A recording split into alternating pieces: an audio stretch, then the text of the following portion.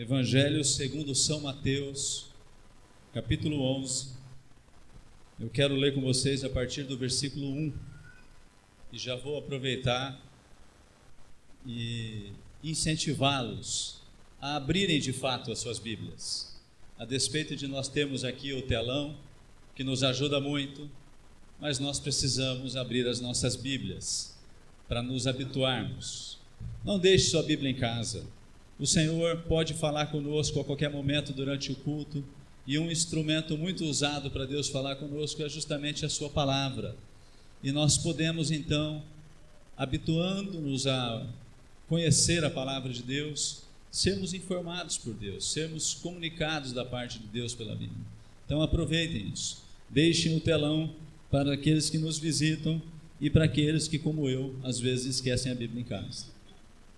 Então, Mateus capítulo 11, a partir do verso 1, diz assim na minha versão: E aconteceu que, acabando Jesus de dar instruções aos seus 12 discípulos, partiu dali a ensinar e a pregar nas cidades deles.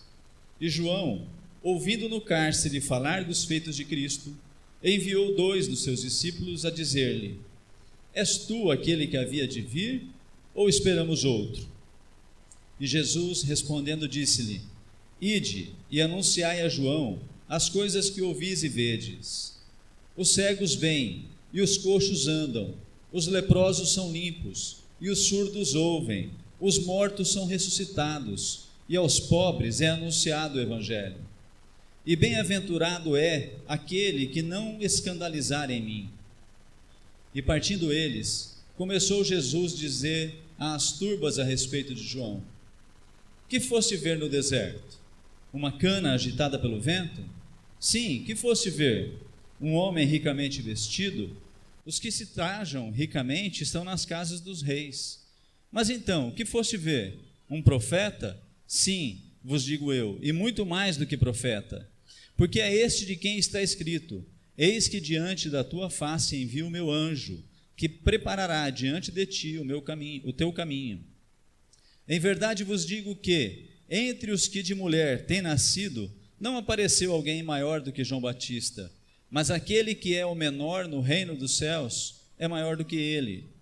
E desde os dias de João Batista até agora, se faz violência ao reino dos céus, e pela força se apoderam dele.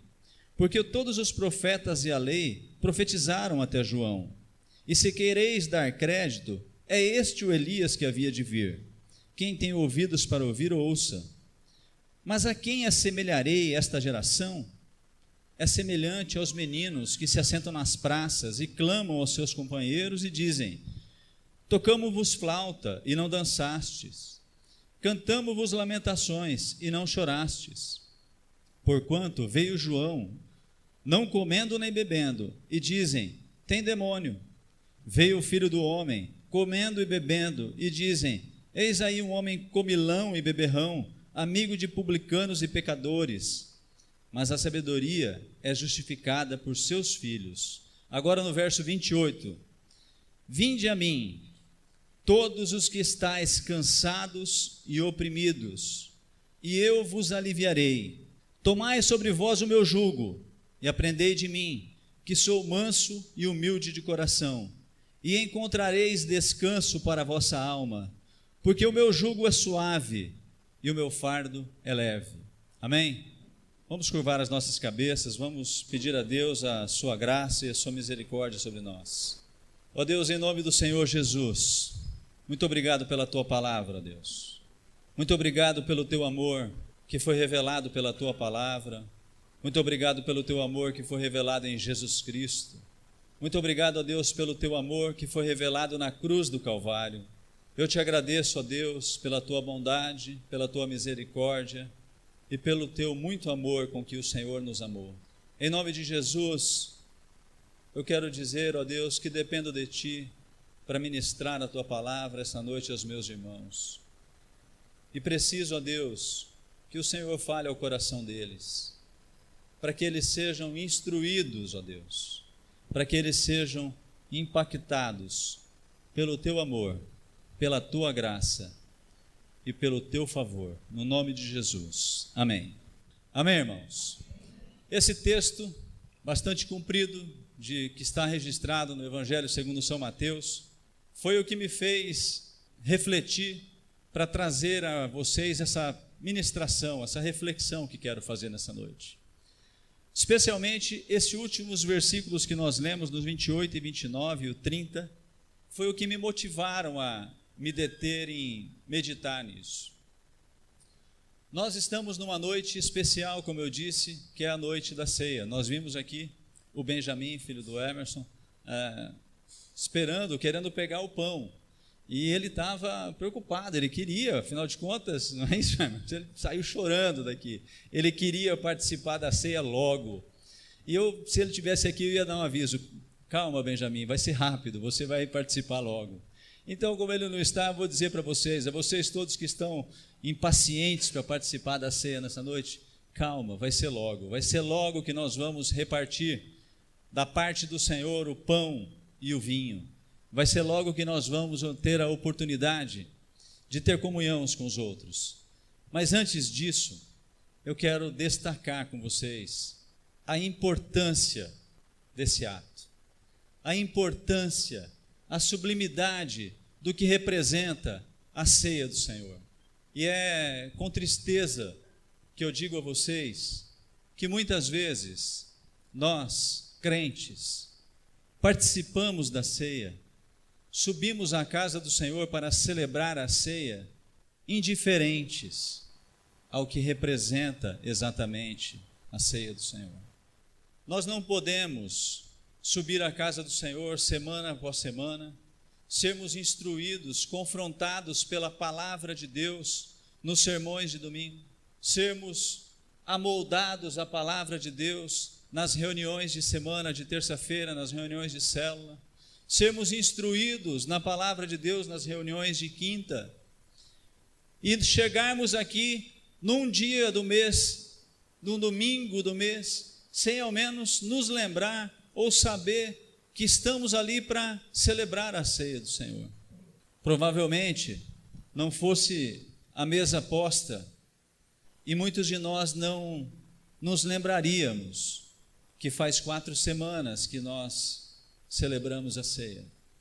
Muito provavelmente não fosse a mesa posta e nós não nos lembraríamos talvez de celebrar a ceia do Senhor. Eu fico pensando, quantas vezes você refletiu a respeito da necessidade de celebrar a ceia do Senhor? Quantas vezes, sem que você fosse surpreendido pela mesa colocada no domingo, e é comum, às vezes a gente não vem no dia da ceia, e aí a gente passa um mês sem celebrar a ceia. Nessas ocasiões, quantas vezes nós paramos para pensar que naquele mês ou naqueles 2 meses nós não havíamos celebrado a ceia do Senhor? Lamentavelmente nós subimos à casa do Senhor para celebrar a ceia muitas vezes apenas porque é costume, apenas porque estamos acostumados a fazer isso uma vez por mês, mas nós não damos a importância que este ato sublime tem para todos nós. Vou dizer mais, que esse ato sublime tem para o homem, não apenas para nós, crentes, que nos reunimos aqui toda semana. A ceia do Senhor é algo que vai além de um gesto religioso de uma comunidade cristã.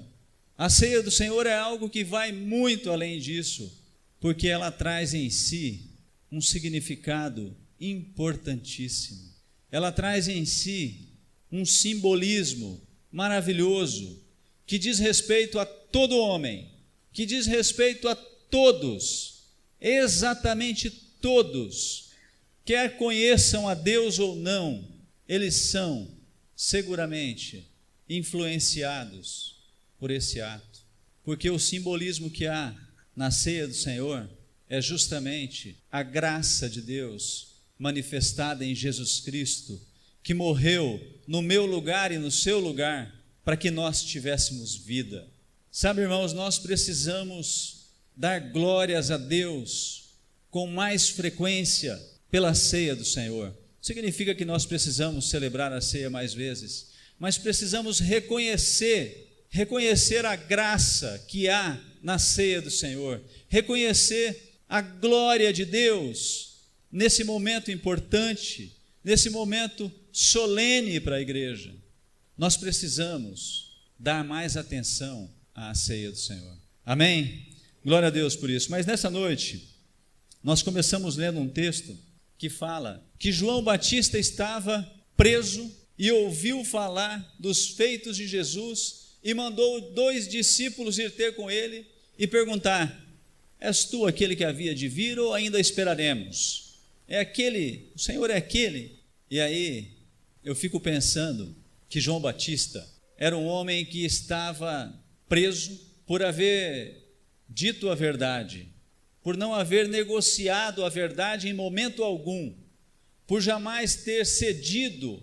Ele estava preso, ele havia condenado publicamente o rei que havia se casado com a mulher do seu irmão. Herodes havia tomado a cunhada como esposa e João Batista o havia repreendido publicamente, condenado aquele ato. Em razão disso, ele acabou parando numa cela, num calabouço, preso, enfim, eu não sei exatamente como é. Mas o que eu sei é que João Batista, naquele momento, ouvindo falar dos feitos de Jesus, manda os discípulos dele ir até Jesus e perguntar se Jesus era aquele que era esperado, ou se deveria então aguardar outro. E a resposta que Jesus deu aos discípulos é de impressionar a gente, porque eu fico pensando que Jesus poderia ter facilitado tanto as coisas para a gente, Jesus poderia ter tratado de maneira mais didática, mais fácil, tantas coisas que ele não tratou. Jesus poderia ter falado de maneira mais aberta tantas coisas que ele não disse, mas a resposta que ele deu serve para que nós pensemos a respeito disso. Ele disse, nem sim nem não. Ele não falou, sim, sou eu. Ele não disse, não, não sou eu. Ele disse, bom, voltem lá e digam a João Batista o que vocês veem e ouvem. Os cegos enxergam, os surdos ouvem, os coxos andam, os leprosos são limpos, e aos pobres é anunciado o evangelho do Senhor. Voltem lá, digam isso a ele, apenas isso. Mas antes que eles fossem, Jesus acrescenta algo, que está no versículo 6, e bem-aventurado é aquele que não escandalizar em mim. Irmãos, João Batista certamente estava escandalizado com Jesus. Se vocês lerem o texto de Mateus 3, vocês vão ver que João Batista era aquele homem que pregava, anunciando o juízo de Deus, anunciando que após ele viria um que recolheria o trigo no celeiro e queimaria a palha com fogo que nunca se apagaria. Ele estava dizendo, olha geração, vocês ficam aí, mas prestem atenção, arrependam-se, convertam-se, abandonem o pecado, porque depois de mim, o reino de Deus está próximo, e depois de mim virá aquele que vai recolher o trigo, que vai separar aquilo que é bom, e vai pôr fogo na palha, e um fogo que nunca há de se apagar. João Batista estava certo de que aquele que viria depois dele, o Messias, aquele que representava o reino de Deus, viria exercer aquele juízo que ele havia anunciado. Mas Jesus não estava exatamente exercendo o juízo que João Batista esperava que ele exercesse. E Jesus manda que os discípulos dele voltem até ele, digam a ele o que é que eles estavam vendo e o que estava acontecendo, e que o advirta de que feliz é o homem que não se escandalizar em Jesus.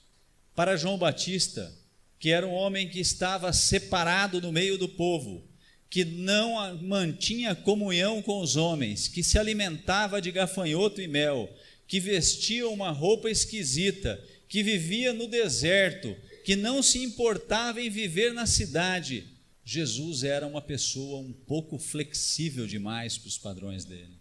Jesus era um pouco mais manso do que ele queria que Jesus fosse.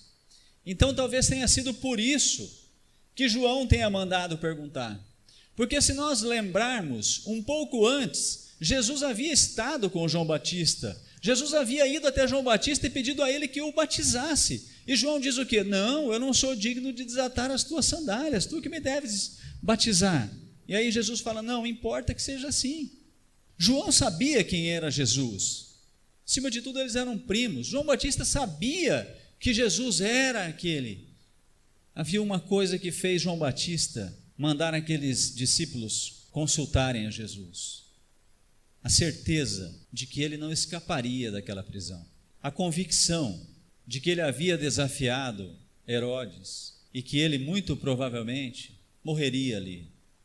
Sabe, nas horas em que um homem tem sobre si a condenação de morte, ele não pode errar a respeito de nada. Ele precisa estar seguro, convencido, convicto de que aquilo que ele está fazendo é o melhor que ele tem a fazer, de que aquilo que ele está fazendo é a verdade, é o correto, de que aquilo que ele crê é exatamente o que deve ser crido. João era um homem que estava acostumado a andar no deserto livre, solto, vestindo peles de cordeiro e de repente se vê preso num lugar em que provavelmente não pudesse ver a luz do sol. João Batista era um homem que estava acostumado a advertir as pessoas, a anunciar o juízo, a anunciar o reino de Deus que se aproximava, exortar as pessoas a se converter, e estava ali numa condição de preso, encarcerado e provavelmente sem esperança de sair daquele lugar. Não havia espaço, não havia ocasião para que ele fosse enganado.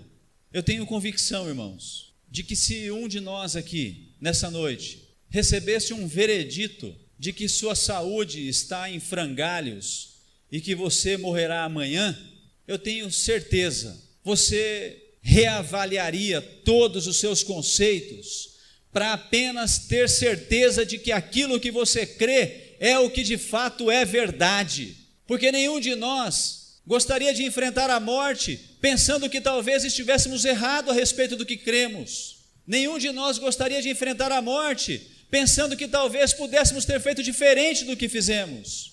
E João Batista não teve dúvidas. Ele mandou aqueles moços a Jesus, e Jesus veio a ele para dar a resposta, uma resposta que certamente a João Batista não trouxe nenhuma dúvida, como trouxe a mim num dia de hoje. João Batista sabia o que Jesus estava dizendo quando ele disse: os cegos veem, os coxos andam, os leprosos são limpos, os surdos ouvem. Ele sabia o que dizia a respeito disso, o que isso significava. Significava o cumprimento de profecia da palavra de Deus sobre a vida de Jesus. E aos pobres é anunciado o evangelho do Senhor, amém? João Batista não teve dúvidas mais a respeito disso. Será que porventura há entre nós alguém que tenha dúvida a respeito daquilo que crê, a respeito do conjunto de doutrinas e regras que professa, que te fazem estar seguro de que se você morrer hoje, você estará com o Senhor? Ah, irmãos, que ninguém saia daqui nessa noite pensando na possibilidade de ter dúvida a respeito disso. Eu quero animá-los a fazer uma reflexão nessa noite a respeito de sua vida, como se você estivesse no lugar de João Batista, com uma sentença, preso, condenado, com a morte iminente, sem possibilidade de refletir mais para frente, sem possibilidade de pensar amanhã eu decido a respeito disso, mas como se hoje fosse a sua última oportunidade. A graça e a misericórdia de Deus representada nessa ceia, nessa noite, não pode passar por nós sem que nós reflitamos desse modo a respeito da vida com Deus, desse modo a respeito daquilo que cremos. A ceia do Senhor deve ser algo impactante em nossas vidas, a ponto de refletirmos assim: hoje pode ser o nosso último dia, eu preciso estar convencido e seguro daquilo que creio. Eu não posso me enganar a respeito do Senhor Jesus. Amém? Eu quero continuar com vocês falando a respeito disso quando Jesus adverte João Batista e diz: olha, não se escandalize, bem-aventurado é aquele que não se escandaliza em mim. Porque para João Batista, irmãos, deve ter sido muito duro se deparar com os feitos de Jesus que mais refletiam amor do que juízo, que quando alguém batesse numa face, era para dar a outra, que se alguém o fizesse caminhar uma milha, que fosse com ele 2, Se alguém te tomasse a capa, era para dar a túnica. João Batista não estava acostumado a esse tipo de pregação. João Batista estava acostumado a pregar aquilo que ele pregou no deserto: arrependei-vos, arrependei-vos, arrependei-vos, o reino de Deus está próximo, não brinquem com isso, não brinquem. João Batista sabia exatamente o que ele fazia, ele dizia: não há tempo para amanhã, faça isso hoje. Mas João Batista, a verdade seja dita, não havia conhecido a outra faceta da graça de Deus, que é justamente o amor que Jesus veio ministrar aos homens. Porque quando Jesus se deparou com a prostituta, o que ele deveria ter feito era deixar que cumprissem a lei, e a lei mandava que ela fosse apedrejada. Para João não havia possibilidade de diferença. Bom, se João houvesse encontrado com a prostituta, ele teria dito: arrependa-se, porque é chegado o reino de Deus. Mas olha, não deu certo, apedreja. Jesus fez diferente. Jesus deixou claro àquela mulher e a todos nós que lemos a história daquela mulher após isso, que não apenas a santidade de Deus, que João Batista tanto prezou, que não apenas a santidade de Deus que João Batista tanto exaltou, mas a santidade e o amor do Senhor Jesus eram capazes de transformar aquela vida. Jesus não falou à prostituta: olha, você não merece ser apedrejada, continue nessa vida, o meu amor te alcança, viva diferente, vá fazer assim. Não, Jesus foi claro com ela. Ele sentou, baixou a cabeça e falou: bom, quem não tiver pecado, joga a primeira pedra, depois em seguida vai indo até apedrejá-la até a morte. Ele sabia o que ele estava dizendo. Ele sabia que não havia ninguém ali, entre eles, que pudesse jogar a primeira pedra, porque todos eles haviam pecado, todos eles haviam errado. Ninguém que fosse honesto o suficiente teria coragem de jogar a primeira pedra, porque em alguma ocasião ele teria sido surpreendido no pecado. E aí então, quando ele levanta a cabeça, ele olha para a prostituta e diz: onde estão os teus acusadores? Eles não te condenaram? Também não eu. Vai, muda de vida. Jesus não falou: vai e continua fazendo a mesma coisa. Ele não disse: olha, o meu amor é suficiente para que você tenha sido livre do apedrejamento e continua com a sua vida dessa maneira. Não, Jesus não afastou daquela mulher a necessidade de santificar-se, a necessidade de mudar de vida. E é isso que nós precisamos entender muito claramente. A ceia do Senhor é uma excelente oportunidade para nós nos lembrarmos de que Jesus morreu por nós em nosso lugar, para que nós fôssemos salvos com amor, com graça, mas que nós precisamos mudar a nossa vida a partir disso. Nós não podemos viver apenas confiados na graça de Deus, no amor do Senhor Jesus, sem nos voltarmos para o que representou a cruz do Calvário. Quando nós apenas recebemos o amor do Senhor e continuamos caminhando sem regeneração, caminhando sem mudança de vida, caminhando sem nos darmos conta de que precisamos ser transformados, precisamos nos deixar transformar. É como se nós olhássemos para a mesa, para a ceia do Senhor, para a cruz do Calvário e não dessemos importância. O Senhor Jesus sofreu em nosso lugar. Nós precisamos nos lembrar disso. Nós precisamos entender que a ceia não é apenas um momento em que nós partimos o pão com um amigo, com um vizinho, damos um abraço, trocamos um cálice. A ceia do Senhor é, antes de tudo, o momento em que nós devemos nos lembrar do sacrifício da cruz, que nós precisamos nos lembrar do que representou para Jesus aquilo.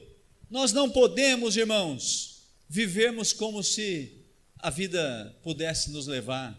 Há um poeta popular, o Zeca Pagodinho, né? que diz que deixa a vida me levar, né? A vida leva eu. Mas na vida cristã, irmãos, isso não combina. Nós não podemos deixar a vida nos levar. Nós temos que prestar atenção àquilo que fazemos. Ao exemplo de João Batista, como se fosse a última coisa que pudéssemos fazer. Jesus segue, quando despediu os discípulos, alertados de que o homem que não se escandalizasse nele seria feliz. Jesus segue, então, falando com aquela multidão que ficara em torno dele, e pergunta: o que vocês foram ver no deserto? Estava se referindo a João Batista. Estava dizendo: vocês que estão aqui me seguindo agora, o que é que vocês foram ver? Vocês foram ver uma cana agitada pelo vento? Vocês foram ver um homem vestido de realeza? Falou: não, nada disso. Vocês foram ver um profeta. E o que o profeta dizia? O profeta dizia: arrependam-se, porque o reino de Deus está próximo. O profeta dizia: olha, não é possível continuar dessa maneira. E quando Jesus deixa muito claro isso, e reconhece as qualidades e as virtudes de João Batista, ele quer também dizer àquelas pessoas: o meu modo de agir, o meu amor por vocês, não vai superar, não vai se contrapor àquilo que João Batista havia pregado, porque dentre os nascidos de mulher, não há ninguém maior do que João Batista. Foi isso que Jesus disse. Jesus reafirmou a mensagem de João Batista. Jesus não deixou de lado, Jesus não desconsiderou a mensagem de João Batista. Ele fez questão que aquelas pessoas que estavam seguindo ele a partir daquele momento, que haviam sido discípulos de João Batista, compreendessem que não foi em vão, que aquilo era uma parte da promessa revelada, e que havia mais ainda. E aí ele diz: mas o menor no reino de Deus é maior que João Batista. O menor no reino de Deus é maior do que João Batista, que foi o maior entre os nascidos de mulher. Porque para o reino de Deus, para vermos o reino de Deus, precisamos ter visto a cruz, precisamos ter compreendido o sacrifício de Jesus na cruz. Então aqueles que aprenderam, que viram o sacrifício de Jesus, mais do que João Batista, compreenderam: agora sim, a graça revelou-se através da cruz de Cristo, agora a promessa, a advertência de juízo veio acompanhada do favor imerecido de Deus, agora então eu posso ter acesso a Deus. Glória a Deus por isso. O menor no reino de Deus, Jesus disse que era maior do que João Batista, porque então havia compreendido a respeito da cruz. Nós não podemos, irmãos, tratar a ceia do Senhor sem nos lembrar do que de fato motivou a ceia do Senhor, que foi o sacrifício na cruz.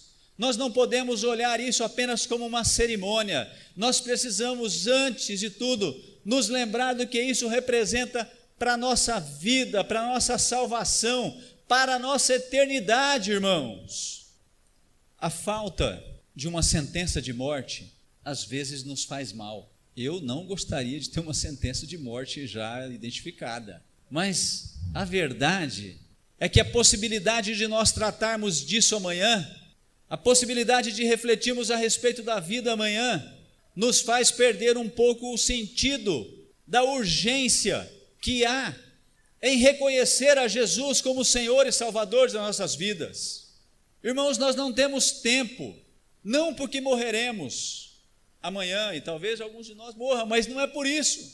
Nós não temos tempo, porque a graça de Deus já se manifestou a nós. Nós não podemos ficar indiferentes à graça de Deus.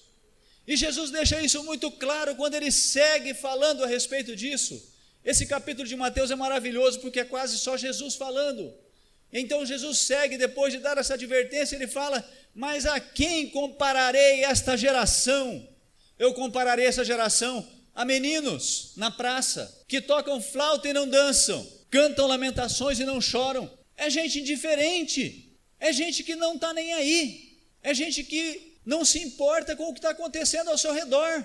Se tocou flauta, é para dançar. Se cantou lamentação, é para chorar. Mas aquela geração a quem Jesus se referia era indiferente. Deus nos livre de sermos uma geração indiferente. Deus nos livre de sermos uma geração que vê e não enxerga, de sermos uma geração que ouve e não escuta, de sermos uma geração que tem pés e não anda, de sermos uma geração, por fim, que não tem a sua lepra limpa. O que o Senhor fala conosco nessa noite é urgente, é imediato, é para agora, é de extrema importância. vai definir a respeito de você sobre a eternidade, vai definir a respeito de você sobre o seu caráter, vai definir a respeito de você sobre toda a sua vida e sobre a sua morte. É urgente que olhemos isso, porque esse versículo 18, a partir de quando ele fala a respeito dessa geração, ele diz: porque João não comeu e nem bebeu, e vocês diziam, tem demônio, e veio o Filho do Homem comendo e bebendo, e dizem, eis aí um comilão e beberrão, amigos de publicanos. Os homens daquela geração haviam visto em João e preferiram não dar crédito a ele, porque disseram, esse homem tem demônio, o cara se veste com uma roupa de pele de animal, come gafanhoto, pô, esquisito, esse cara não é bom da cabeça, é louco. Aí veio Jesus, então Jesus come e bebe, não, esse cara aí anda igual as companhias dele. Desculpas de uma geração que não quis enfrentar a verdade, desculpas de uma geração que procurou o que era possível para escapar, desculpas de uma geração que ao menor sinal de desconforto some, desaparece. Nesses 25 anos de conversão, seguramente eu tenho uns 20 deles dedicados a essa classe de integração que o Heraldo anunciou, a abertura das inscrições aqui nessa noite. E nesses anos, irmãos, eu tenho visto muita gente, mas muita gente, entrar por essa porta, por essa classe de integração. É muita gente que entrou e muita gente que foi embora. É com muita tristeza que eu vejo que muitos daqueles que passaram por essa classe de integração não estão aqui mais. E não estão aqui mais porque estão em outra igreja, e por isso, se acontecesse, eu estaria feliz. A minha tristeza é porque muitos que passaram por aquela classe de integração não estão aqui mais, porque foram incapazes de firmar um compromisso com Jesus, à altura daquele que o Senhor Jesus propõe aqui nesse tempo, nessa noite, hoje, a mim e a você, e que ele fez questão de registrar nesse texto da palavra de Deus. Ele disse: vinde a mim, todos os que estáis cansados e oprimidos, e eu vos aliviarei. Tomai sobre vós o meu jugo e aprendei de mim, que sou manso e humilde de coração, e encontrareis descanso para a vossa alma, porque o meu jugo é suave e o meu fardo é leve. Aleluia! Muitos desses que passaram por essa porta da classe de integração estavam em busca apenas do alívio para suas almas, mas esqueceram que o Senhor Jesus não ofereceu alívio para as almas incondicionalmente. A graça custou algo muito importante, que foi a vida de Jesus na cruz. E ele, quando ele fala a respeito de aliviar as nossas almas, ele deixa claro também. Jesus, nas vezes em que ele não deixou muito claro para nós, teve outras que ele foi claríssimo, foi tão claro que chegou a ser duro.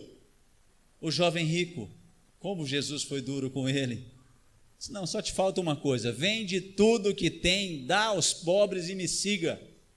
E a palavra de Deus diz que aquele jovem entristecido foi embora, e Jesus não vai atrás dele para falar: não, então volta, vende só 70%, vende 50%, ou então dá um dízimo generoso. Não, Jesus foi implacável.